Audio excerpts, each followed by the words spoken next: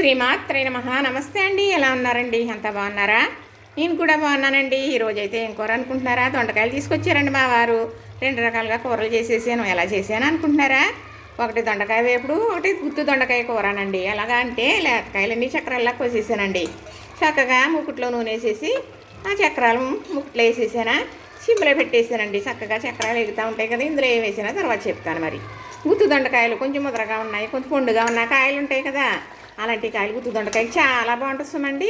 అవి చక్కగా గుత్తికాయలుగా కోసేసానా, మరి కోసేసి పక్కన పెట్టుకున్నానండి. 3 ఉల్లిపాయలు కట్ చేసుకున్నాను. ఒక స్పూను నూరుకున్న మసాలా ముద్ద వేసుకుని అది ఇది కలిపి మిక్సీ పట్టేసానండి. మళ్ళీ చక్కగా ఇలా కుక్కర్లో వేసేసానండి.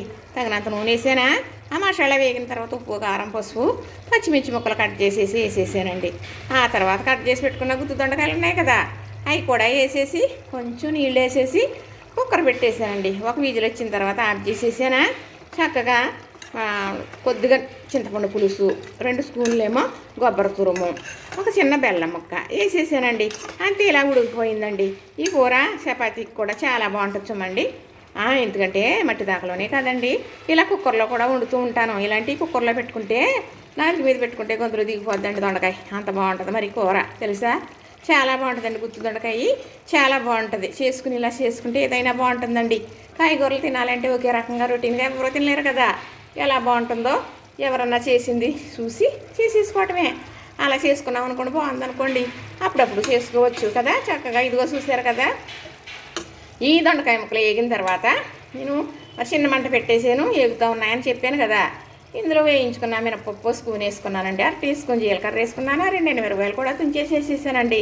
2 కరివేపాకు రబ్బలు కూడా దూసేసి వేసేసాను. అది వేగేటప్పుడు చక్కగా వేగిన దొండకాయ ముక్కలు కలిపేసానా.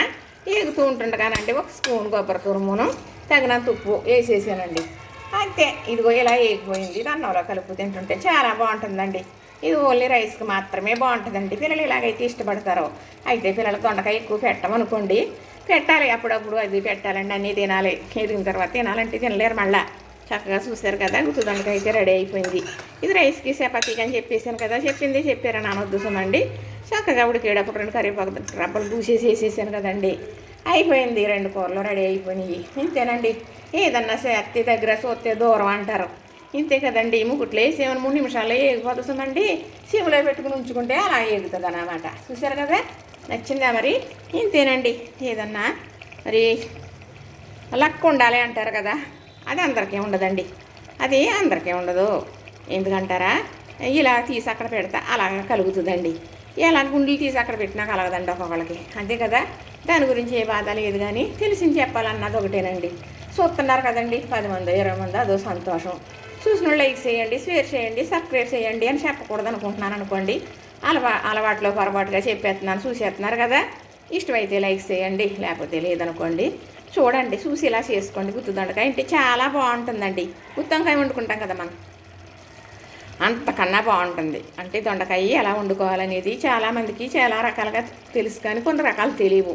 ఈ రకంగా కూడా చేసుకోవచ్చు. గుత్తి దొండకాయ చాలామంది వండుతారు అనుకోండి. ఈ రకంగా నేను వండాను కాబట్టి ఈ రకంగా కూడా వండుకోవచ్చు. కొబ్బరి తురుము కూడా వేసుకోవచ్చు. మసాలా పెట్టి వండుకుంటే ఏదైనా బాగుంటుందండి. వంకాయే కదండి, దొండకాయ కూడా బాగుంటుంది. మరి చూసారు కదా, అప్పుడప్పుడు వండుకోవాలి. దొండకాయ అంటే దొండకాయ అంటారు, ఇలా వండుకుంటే దొండకాయ కూడా ఇడిచిపెట్టరండి. చూసారు కదా, నచ్చింది కదా, లైక్ చేయండి, షేర్ చేయండి, సబ్స్క్రైబ్ కూడా చేసేయండి. మరి